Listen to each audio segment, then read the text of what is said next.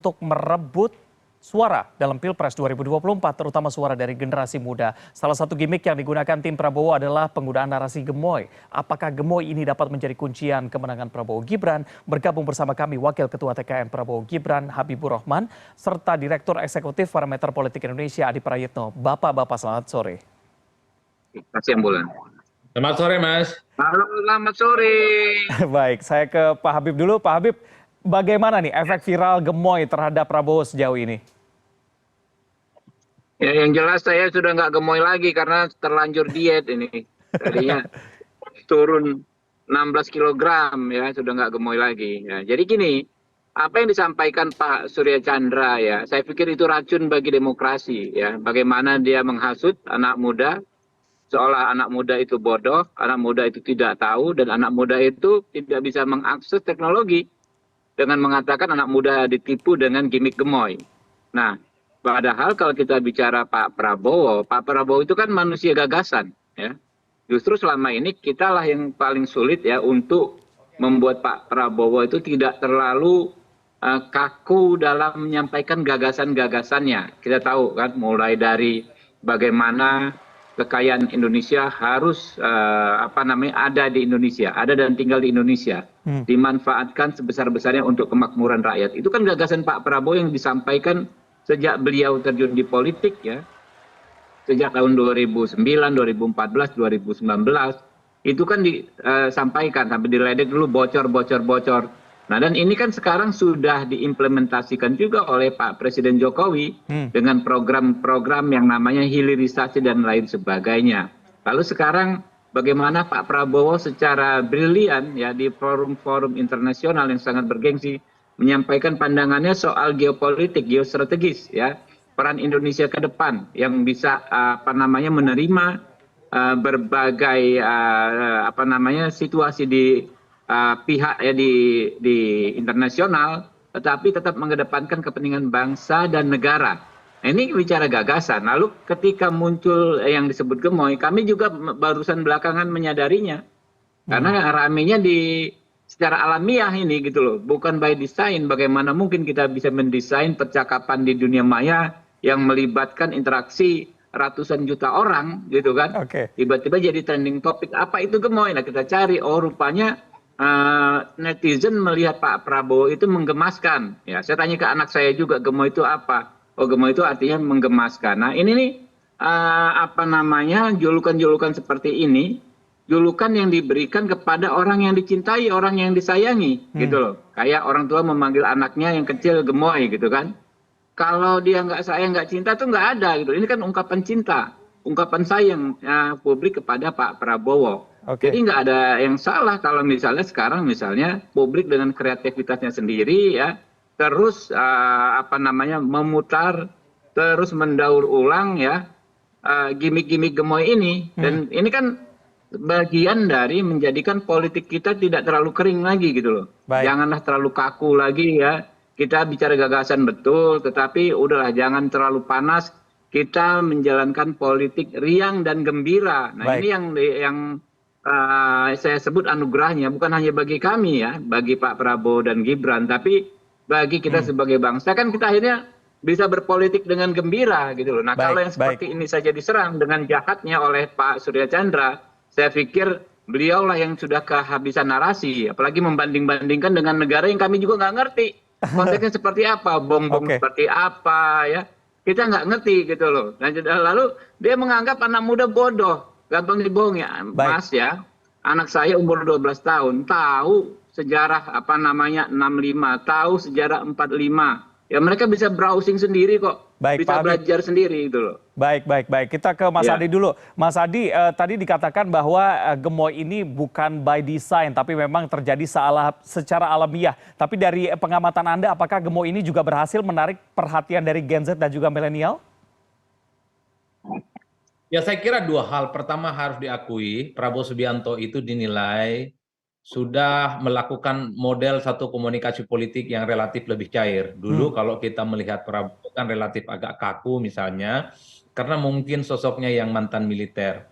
Sejak Prabowo Subianto menjadi bagian dari koalisinya Jokowi dalam banyak hal, Prabowo sudah bertransformasi menjadi politisi yang relatif cukup cair, cukup supel, dan bahkan dalam banyak hal menunjukkan sikapnya yang cukup humble ya.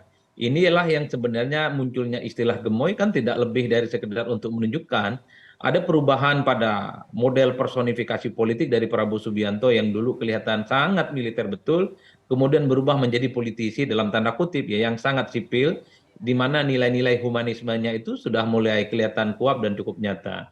Nah, yang kedua harus diakui ini juga bagian dari gimmick politik yang penting dalam pemilu.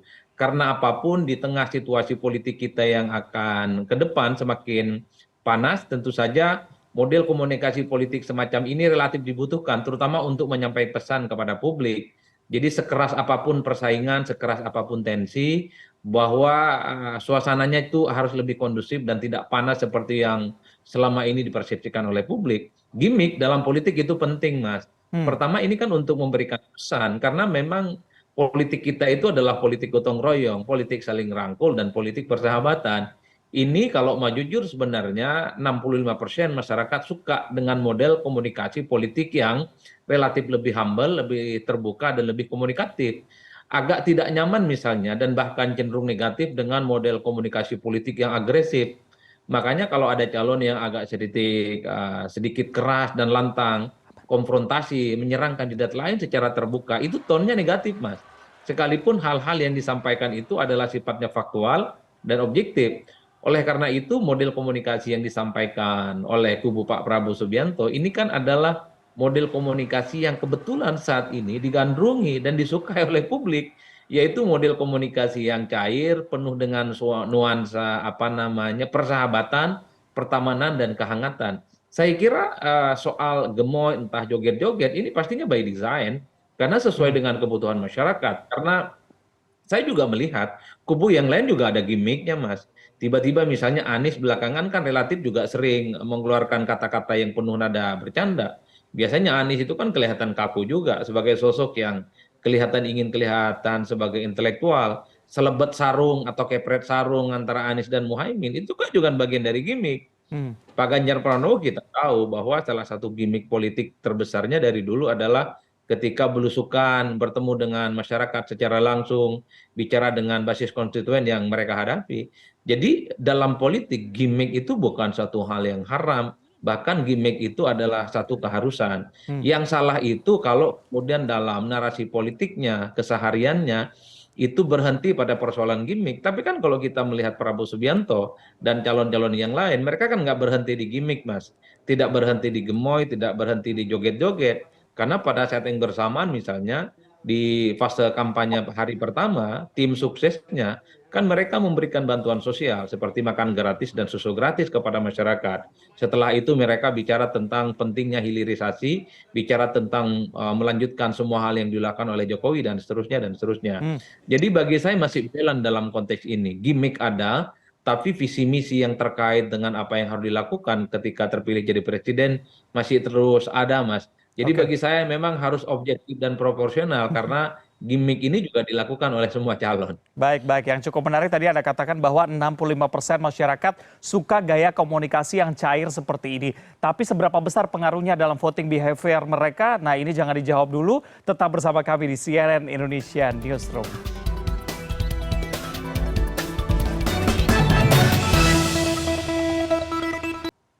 Kami melanjutkan perbincangan bersama dengan Wakil Ketua TKN Prabowo Gibran Habibur Rahman serta Direktur Eksekutif Parameter Politik Indonesia Adi Prayitno.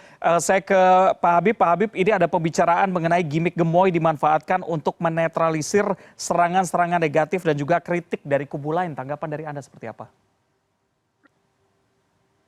Ya, silakan saja. Ya kan kita nggak bisa hentikan tanggapan orang terhadap kita ya.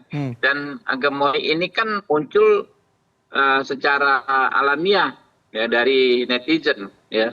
Awalnya Pak Prabowo dan kami juga nggak ngerti apa itu gemoy, tapi karena sering banget ya kata-kata itu muncul ketika Pak Prabowo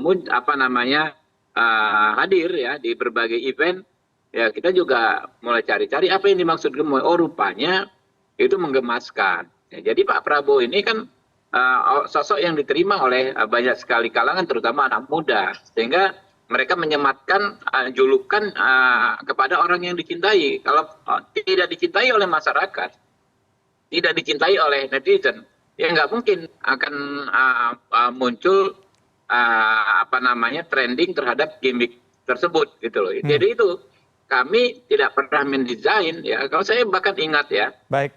di awal-awal misalnya pencalonan Pak Prabowo periode ini 2019 ya. Banyak konsultan yang mengatakan Pak harus begini Pak dan lain sebagainya. Yang ada konsultan itu oleh Pak Prabowo malah dikasih buku Paradoks Indonesia Kepemimpinan Militer. Kamu baca nih gagasan saya dan lain sebagainya. Artinya apa? Baik. Kita ini Pak Prabowo ini manusia gagasan gitu loh. Nggak suka main gimmick-gimmick dan lain sebagainya. Kalau dikatakan untuk menetralisir ya kita nggak bisa stop juga kok. Baik. Baik. Saya ke Mas Adi. Mas Adi tadi berkali-kali dikatakan. Orang nggak suka dari lawan politik ya. Berkompetisi tentu mencari-cari kesalahan kita ya, ada masalah gitu loh. Baik Pak Habib. Pak Habib tahan dulu, saya menuju Mas Adi. Mas Adi tadi dikatakan Pak Habib bahwa memang ini bukti dari cinta netizen gitu terhadap sosok yang disukai. Tadi Anda katakan bahwa 65% cara komunikasi seperti ini juga works di masyarakat atau bekerja begitu ya. Lantas apakah ini akan mempengaruhi dari voting behavior dari masyarakat sendiri? Ya kalau kita bicara tentang perilaku politik pemilih ya, yang muncul di benak mereka adalah bagaimana diskursus politik yang tampil ke publik, terutama dari narasi-narasi yang disampaikan oleh para calon.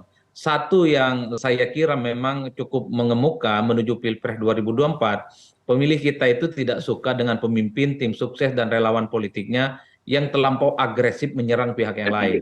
Itu yang sangat kentara, Mas. Yang kedua, memang konfrontasi pertengkaran di ruang publik secara terbuka antar calon itu juga kontraproduktif. Oleh karena itu, kalau kita bicara tentang suasana hati pemilih, apa yang dilakukan oleh kubunya Pak Prabowo Subianto ini kan bagian dari strategi komunikasi politik, bahwa sekeras apapun kritik gitu ya, bulian yang selalu dialamatkan kepada Prabowo dan Gibran, mereka menangkal dengan cara-cara yang cukup rileks dan dinamis. Ketika ada bulian, ketika ada makian, bahkan ada fitnah, senyumin aja, jogetin aja, itu kan bagian dari strategi komunikasi politik. Kalau mau jujur sebenarnya, ketika ada kritik yang cukup agresif mengarah kepada Prabowo Subianto dan Gibran, pastinya kubu mereka mendidih, pasti tidak terima, karena itu dianggap mendowngrade kan. Tapi karena kebutuhan strategi komunikasi politik, membangun persepsi positif di kalangan publik, seakan-akan serangan itu tidak terlampau penting untuk dijawab. Makanya mereka selalu mengatakan kalau ada kritik, bulian, dan fitnah ya senyumin dan jogetin aja. Bagi saya ini adalah bagian dari upaya untuk mendapatkan faedah politik elektoral, Mas. Karena itu tadi, ada kecenderungan pemilih kita suka dengan calon, suka dengan capres, tim sukses, dan para relawan politiknya yang tidak terlampau kelihatan amarah atau tidak kelihatan panik, tidak terlampau membabi buta kalau dikritik oleh siapapun. Ini yang saya kira bagian dari strategi komunikasi politik yang terus akan dimainkan oleh kubunya Pak Prabowo Subianto dan Gibran. Tapi di luar itu, kalau mau jujur sebenarnya, preferensi pilihan politik publik kepada Prabowo Subianto bukan karena gemoy, bukan karena joget-joget, Mas. Publik itu masih melihat Prabowo Subianto dinilai sebagai sosok yang dinilai tegas, pemberani, karena memiliki latar belakang militer yang cukup panjang. Yang kedua, ingatan publik terhadap Prabowo Subianto ini lama, Mas. Karena Pak Prabowo ini kan sudah berulang kali ikut Pilpres. Sementara gemoy kan muncul kurang lebih selama sekitar sebulan 2 bulan. Jadi kalau ditanya kepada publik secara umum, preferensi pilihan politik mereka ketika melihat Prabowo Subianto siapa? Ya dianggap sebagai menteri yang dinilai punya keberanian dan ketegasan. Itulah Prabowo Subianto, bukan karena hal-hal yang lain. Seperti gimmick atau seperti gemoy dan seterusnya. Baik. Saya boleh mengutip tadi ucapan Anda bahwa gimmick boleh saja digunakan asal dibarengi juga dengan visi misi yang disampaikan kepada publik. Terima kasih sudah berbincang bersama kami malam hari ini Wakil Ketua TKN Prabowo Gibran Habibur Rahman serta Direktur Eksekutif Parameter Politik Indonesia Adi Prayitno. Selamat malam.